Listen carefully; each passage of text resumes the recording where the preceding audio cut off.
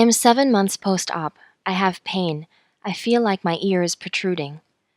I'm afraid of the way the stitches come out.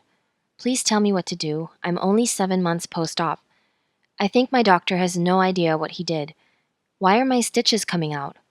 What do you do in these cases? I have pain all the time.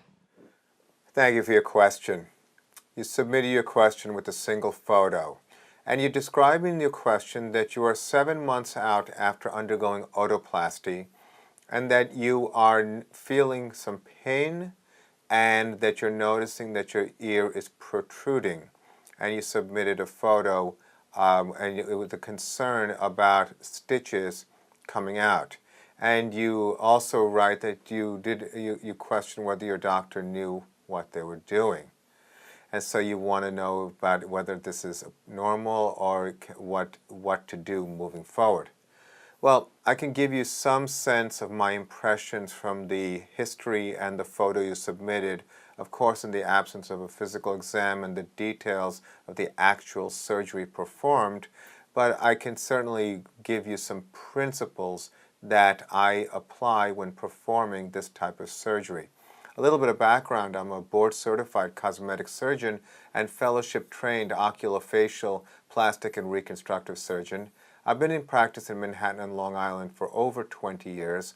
Otoplasty is amongst the wide range of procedures we perform in our practice, and it is certainly a procedure that has some very specific concepts that I think will help you understand what I think is the situation in your case. To begin with, when evaluating a prominent ear, you look at the ear in thirds. You look at the upper third, which is referred to as the antihelical fold. You look at the middle third, which is called the conchal bowl, and then the lower third, which is the earlobe or the pinna. And when a strategy is being applied, you make decisions on what type of surgery will most predictably result in a positive outcome.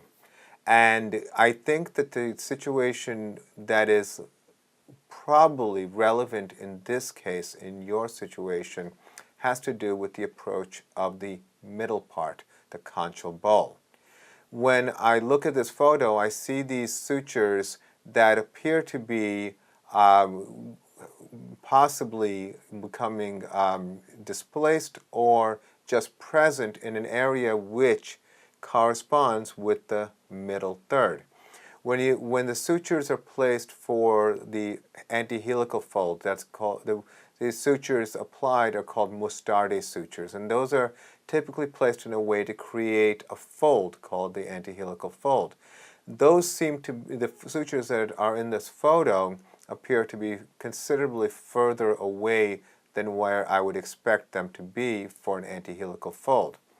So the conchal bowl, the middle part, there are essentially two approaches that are practiced to help that area. One, the one that I do, is actually involves resection or removal of cartilage in order to move, because this is the condition that causes the conchal bowl to be more prominent is referred to as conchal hypertrophy, or enlargement of the cartilage that is responsible for that part of the anatomy. So one thing that is very important to understand about cartilage, and this applies to anywhere there is cartilage, whether it's the ear or the nose, is that cartilage has a certain amount of memory, which means that even when you do certain procedures, let's say for like Mustardi procedure, after you've weakened the cartilage and you've placed sutures to bend the cartilage, sometimes the cartilage can force its way back a little bit, just depending on levels of tension. And there's a lot of subtlety and nuance in that process. Well, there's a procedure where sutures are used to move in the conchal bowl. It's often referred to as a setback procedure. My thinking is that your doctor tried to move the ear into position with just sutures. And although that is an accepted standard procedure, in my opinion, it doesn't treat the underlying issue. Now again, I may be completely off the target in my assessment based on just the photos alone, but I think it's an opportunity for you to at least discuss with your doctor. The question is, what kind of surgery was done for this area? Was cartilage removed, or was cartilage not removed and that sutures were placed to create this restoration, which 7 months later is moving in the other direction and becoming prominent again? So I think that that is a possible a way to look at this situation that you're experiencing. I think that your concern about your doctor's confidence in doing this procedure is concerning, and I think that you should. I would have assumed that you would have done some evaluation of your doctor's relative experience in this area, and you would have made an assessment that led to you choosing your doctor. Continue this dialogue. Ask your doctor about the procedure that was done. Ask your doctor if they're comfortable doing a different procedure.